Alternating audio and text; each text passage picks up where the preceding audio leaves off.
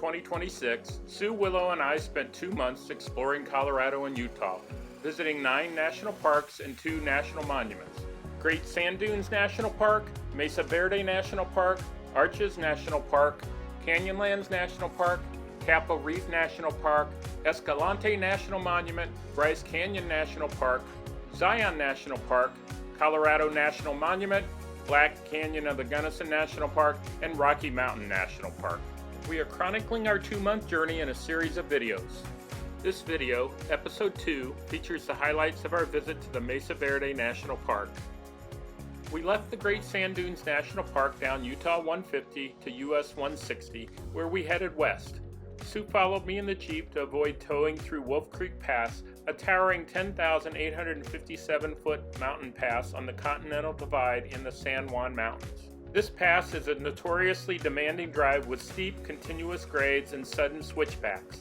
She followed me to Pagosa Springs, where we hooked the Jeep up and continued our drive on US 160 through Durango to Mesa Verde National Park.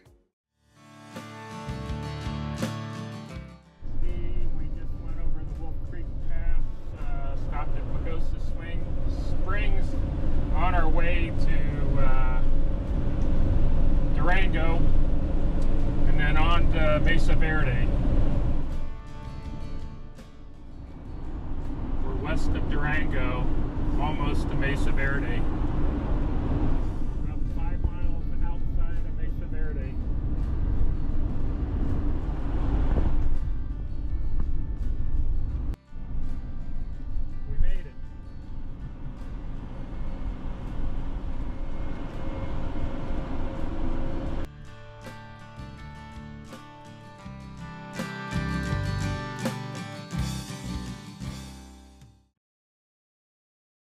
Mesa Verde National Park covers approximately 82 square miles in southwestern Colorado. World-renowned for its rich archaeological heritage, the park protects nearly 5,000 archaeological sites, including more than 600 remarkably preserved cliff dwellings built by the Ancestral Pueblo people.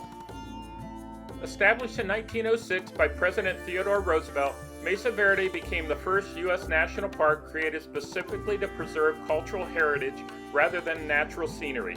Today, it is also recognized as a UNESCO World Heritage Site, honoring its extraordinary archaeological and cultural significance. We stayed at Moorfield Campground inside the national park for 2 nights, giving us a full day to explore Mesa Verde. The park is divided into 2 main areas: Weatherill Mesa and Chapin Mesa.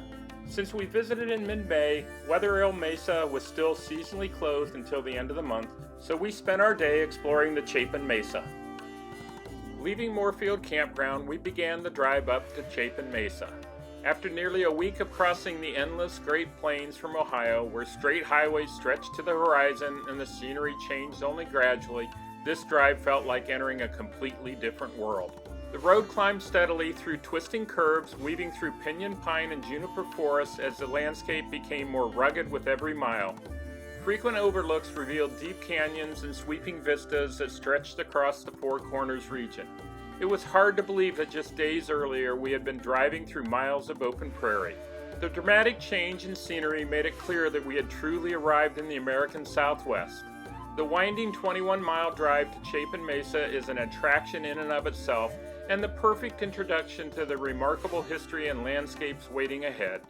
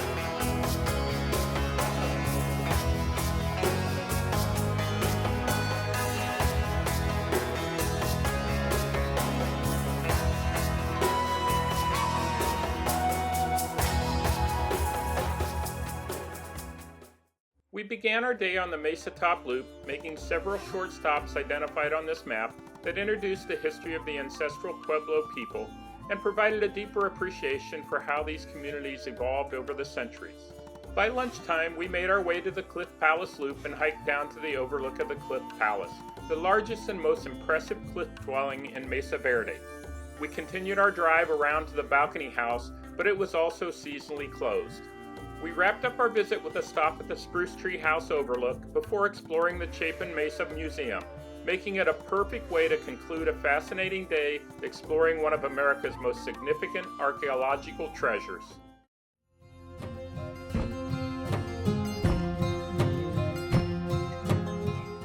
There are 10 stops along the 6-mile drive of the Mesa Top Loop. Our first stop is the Pit House. Around 1,500 years ago, the families of early Pueblo farmers started to build the first permanent homes here.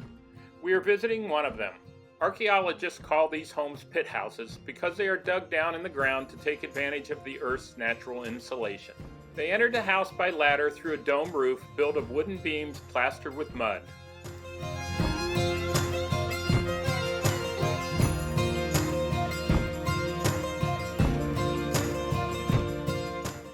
The Navajo Canyon overlook is at about 7,000 feet and looks out over the mesa slopes that rise as high as 8,500 feet. The mesa is covered with a dense forest of pinyon pines and junipers. The mesa's high elevation and steep canyons might make this seem a difficult place to live, but Mesa Verde made a good home for the ancient Pueblo people because it offered plentiful resources, fertile soil, and a good water supply. For centuries, the ancient Pueblo people called this place home. Around the year 1200, Mesa Verde was home to at least 5,000 people. Imagine this view filled with villages and farmlands. Our next stop was the Square Tower House overlook. With Willow in the Jeep, Sue and I individually took a short and easy hike down a paved walkway towards the overlook.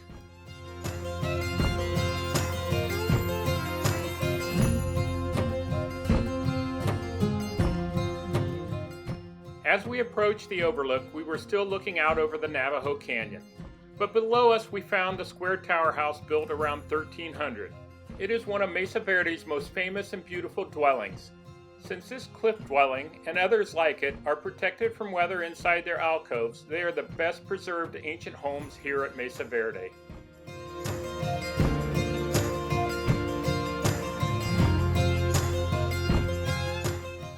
At this next stop, we see the evolution of pit houses and Pueblo villages over 3 centuries. Like the earlier site, these pit houses were built partially below ground. Dating from the 600s and 700s, they provided another look at the early architecture and way of life of the Ancestral Pueblo people. In the 800s, the Ancestral Pueblo people began building above-ground masonry structures, marking the beginning of the early Pueblo villages. Families lived in clusters of interconnected rooms that shared common walls, much like modern apartment buildings, creating larger, more permanent communities. Also at this stop is a kiva, a subterranean ceremonial chamber that served as the spiritual, cultural, and social heart of the village. Kivas were used for religious ceremonies, community gatherings, and other important events. The kiva seen here is remarkably similar to those still used by present-day Pueblo communities, reflecting a tradition that has endured for centuries.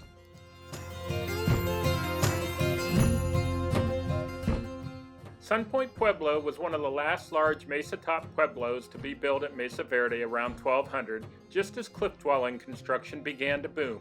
Archaeologists found nearly 30 rooms here and think this village was home to about 50 people.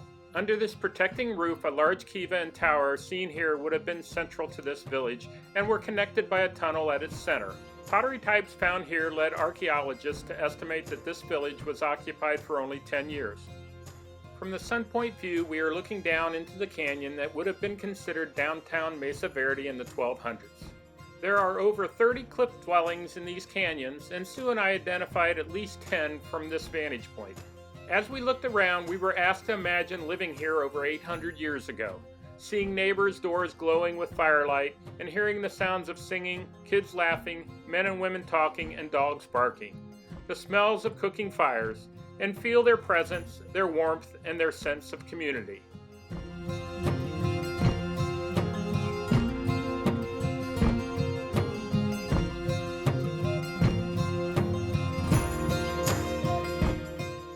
Just down the road from the Sun Point view is a closer view of the Oak Tree House, a cliff dwelling with about 60 rooms.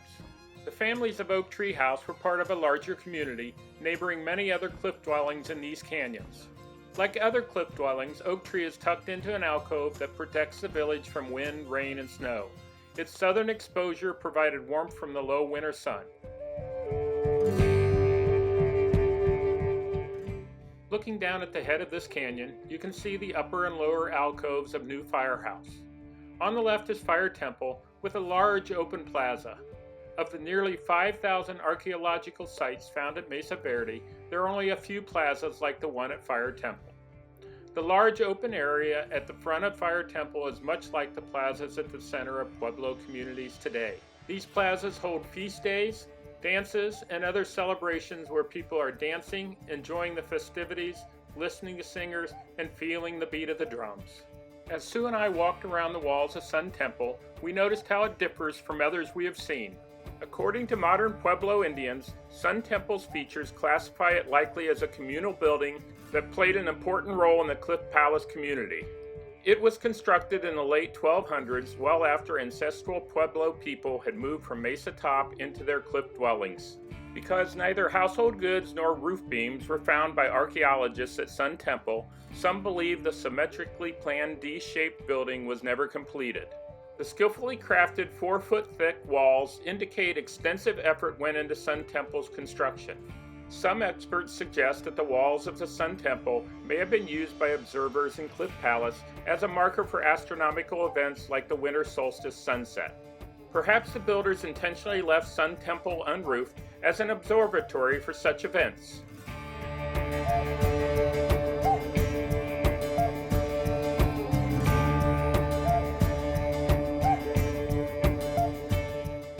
At our last stop on the Mesa Top Loop, we arrived at the Cliff Palace View. Cliff Palace is North America's largest cliff dwelling with 150 rooms and 21 kivas. Cliff Palace was an important community center. It may have been an administrative site, an important place of business and cultural exchange, or simply a large village. It stands now as a grand testament to ancestral Puebloan achievements in engineering, architecture, and design.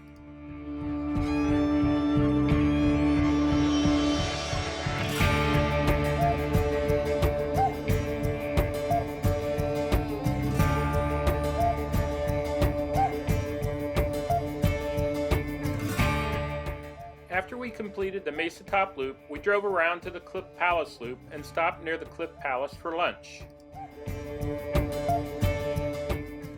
Sue and I then took turns walking down to the Cliff Palace overlook to get a closer view from directly above the palace.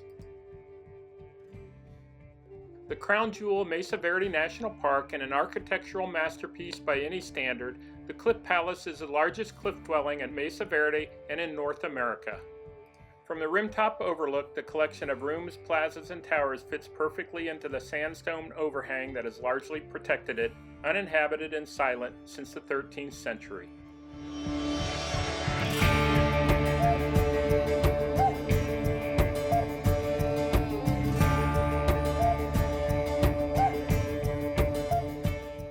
After visiting the Cliff Palace overlook, we drove around the loop and passed the location of the balcony house, but it was closed.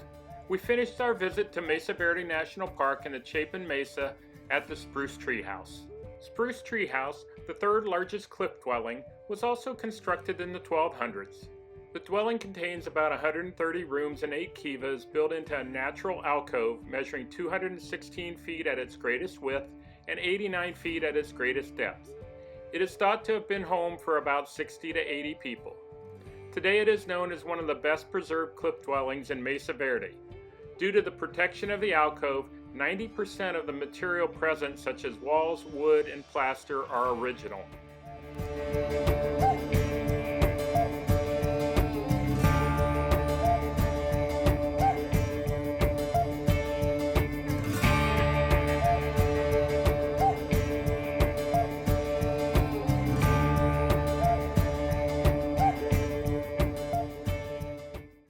After wrapping up our day exploring Chapin Mesa with our final stop at Spruce Tree House, it was time to make the scenic drive back to Moorfield Campground. But before calling it a day, we made one last stop at the Montezuma Valley Overlook. It was a perfect place to take in one final panoramic view of the canyons and mesas stretching across the landscape, a fitting end to an unforgettable day exploring Mesa Verde National Park.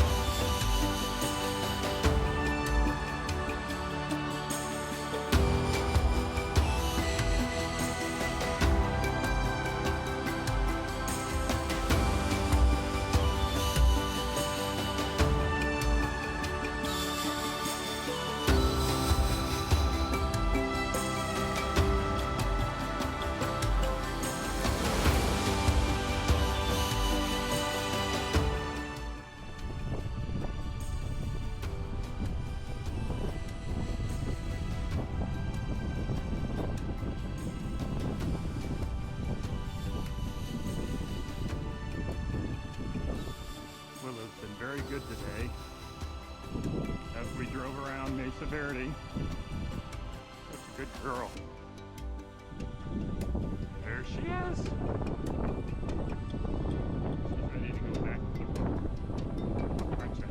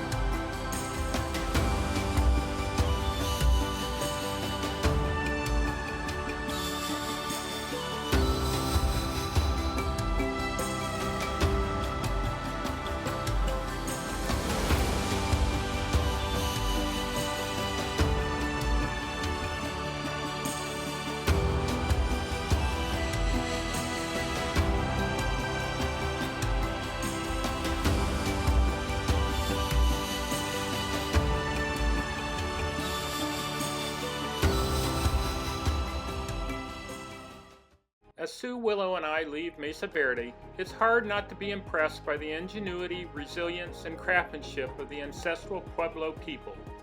Walking among the villages and cliff dwellings gave us a deeper appreciation for how they adapted to this rugged landscape, continually refined their way of life, and built a thriving culture that endured here for more than 700 years. Their legacy lives on today through the traditions and cultures of the modern Pueblo people. Our time at Mesa Verde offered a fascinating glimpse into one of North America's greatest archaeological treasures. But our journey through Colorado and Utah is just beginning. Next, we'll head northwest into Utah to explore Arches National Park, where towering sandstone fins, balanced rocks, and more than 2,000 natural stone arches create one of the most spectacular landscapes in the world.